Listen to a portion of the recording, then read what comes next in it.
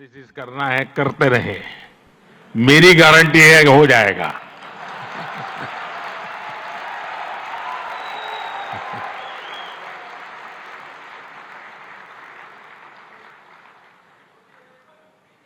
एक ऐसे समय में जब विश्व अनेक अनिश्चितताओं से घिरा हुआ है, तब भारत दुनिया में विश्व की एक नई किरण बनकर के उभरा है। भारत की प्राथमिकताएं बिल्कुल स्पष्ट है। आज भारत की प्राथमिकता है sustainable industry, infrastructure and manufacturing. आज भारत की प्राथमिकता है new age skills, futuristic technology, AI and innovation.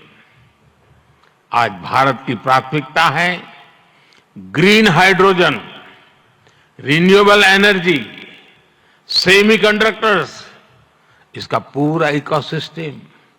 इसकी एक झलक हम vibrant Gujarat global trade show में भी देख सकते हैं। और मेरा तो आग्रह है कि ट्रेड शो जरूर देखें।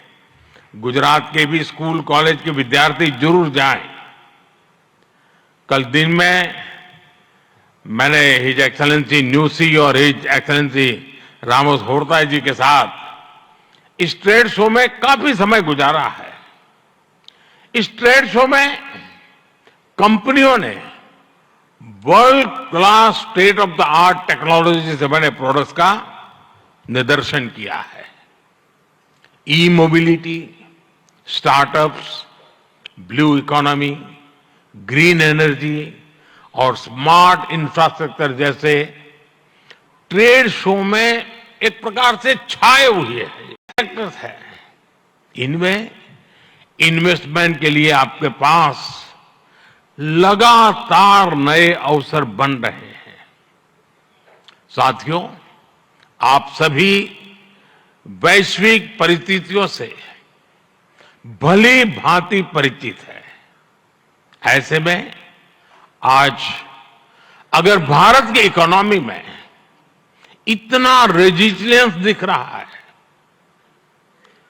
अगर आज भारत की ग्रोथ में इतना मोमेंटम दिख रहा है, तो इसके पीछे बड़ी वजह है बीते 10 वर्षों में स्ट्रक्चरल रिफॉर्म्स पर हमारा फोकस।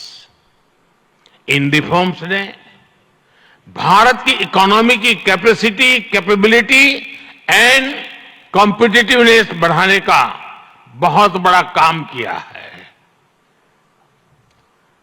रिकैपिटलाइजेशन और आईबीसी से हमने भारत के बैंकिंग सिस्टम को दुनिया के सबसे मजबूत बैंकिंग सिस्टम में से एक बना दिया है।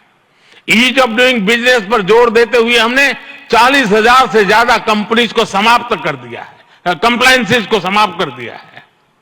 जीएसटी ने भारत में टैक्स के अनावश्यक जाल को खत्म किया है।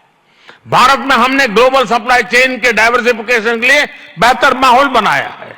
हाल में ही हमने 3 FTA साइन किए ताकि ग्लोबल बिजनेस के लिए भारत और अट्रैक्टिव डेस्टिनेशन बन सके। इनमें से एक FTA तो यूएई के साथ ही हुआ है। हमने अनेक सेक्टर्स को ऑटोमेटिक रूट से FDI के लिए ओपन किया है। आज भारत इंफ्रास्ट्रक्चर पर रिकॉर्ड इन्वेस्ट कर रहा है। पिछले 10 वर्ष में भारत का कैपेक्स 5 गुना अधिक हो चुका है।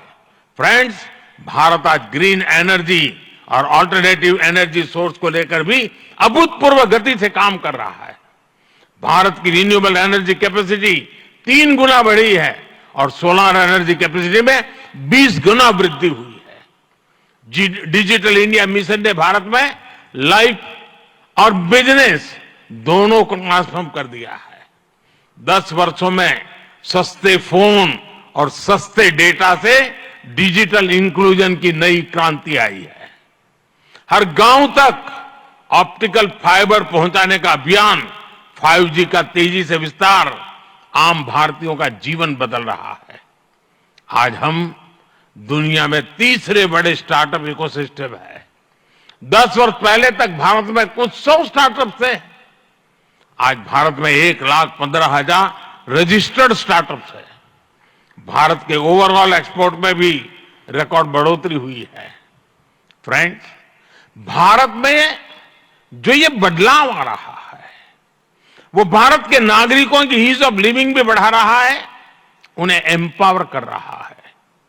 हमारी सरकार के 5 वर्षों में 13.5 करोड़ से ज्यादा लोग गरीबी से बाहर निकले हैं।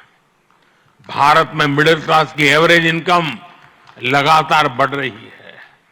भारत में फीमेल वर्कफोर्स के पार्टिसिपेशन में भी रिकॉर्ड वृद्धि हुई है। भारत के भविष्य के लिए ये बहुत अच्छी संकेत है और इसलिए मैं आप सभी का आह्वान करूंगा कि भारत की इस विकास यात्रा से जुड़िए, हमारे साथ चलिए। साथियों, लॉजिस्टिक्स को लेकर ईज ऑफ ट्रांसपोर्टेशन के लिए भी भारत में आधुनिक पॉलिसीज पर काम हो रहा है। 10 साल पहले भारत में 74 एयरपोर्ट थे। आज भारत में 149 एयरपोर्ट्स हैं। भारत का नेशनल हाईवे नेटवर्क पिछले 10 सालों में करीब करीब 2 गुना हो चुका है। 10 सालों में हमारा मेट्रो ट्रेन नेटवर्क 3 गुना से ज्यादा बढ़ चुका है। गुजरात हो, महाराष्ट्र हो या फिर हमारी ईस्टर्न कोस्ट लाइन हो, इनको आज डेडिकेटेड फ्रेट कॉरिडोर से जोड़ा जा रहा है। भारत में आज अनेक नेशनल वाटरवेज पर एक साथ काम चल रहा है। भारतीय पोर्ट्स का टर्न अराउंड टाइम आज बहुत कॉम्पिटिटिव हो गया है। G20 के दौरान जिस India middle east Europe economic corridor की घोषणा हुई है, वो भी आप सभी इन्वेस्टर्स के लिए बहुत बड़ी बिजनेस अपॉर्चुनिटी है।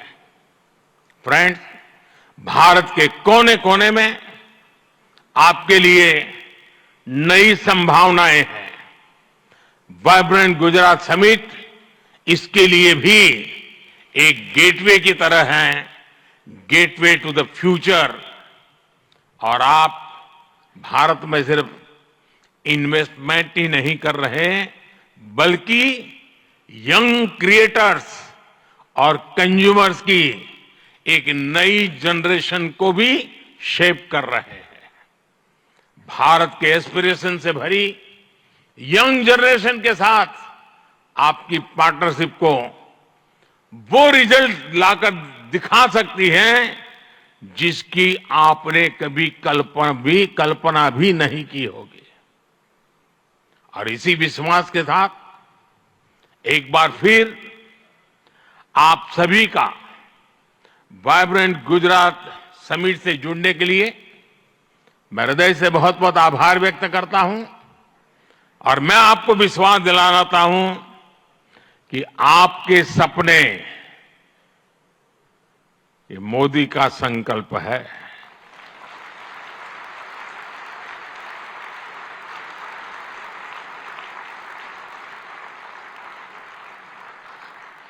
आपके सपने जितने बड़े होंगे, मेरा संकल्प भी उतना ही बड़ा होगा। आइए, सपने देखने के अवसर अनेक हैं, संकल्प पूरा करने का सामर्थ्य भी मौजूद है। बहुत बहुत धन्यवाद। माननीय प्रधानमंत्री महोदय।